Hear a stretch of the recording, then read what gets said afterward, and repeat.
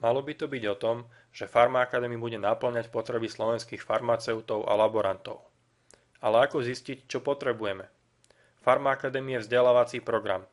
A radi by sme v tejto oblasti pomohli s problémami týkajúcimi sa odbornosti, expedície a práce s pacientom. Preto sme vytvorili hlasovací systém, ktorý umožňuje všetkým registrovaným, aj tým, čo nemajú zaplatené členstvo, hlasovať za témy, ktoré ich zaujímajú. Ak tam nie je téma, ktorá vás zaujíma, tak si ju vytvorte. Je vám prístupný priamo z hlavného menu kliknutím na tlačidlo Čo sa chcem učiť.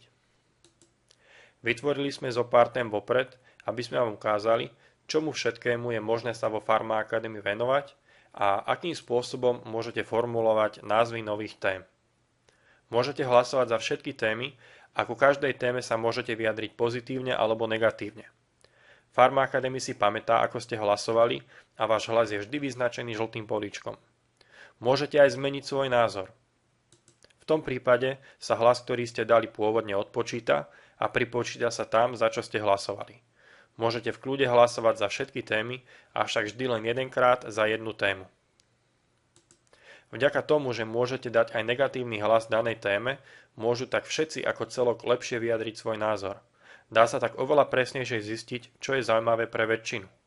Tie témy, ktoré budú mať najviac pozitívnych hlasov a pritom najmenej negatívnych, budú prednostne spracovávané do testov. Podľa vhodnosti témy sa pripraví ako ďalší akreditovaný test. V prípade, že by bolo problematické tému spracovať ako akreditovaný test, pripraví sa jeden alebo séria nekreditovaných testov, ktoré sa budú tejto téme venovať. Netvrdím, že tento systém je dokonalý, ale tu sa dá začať.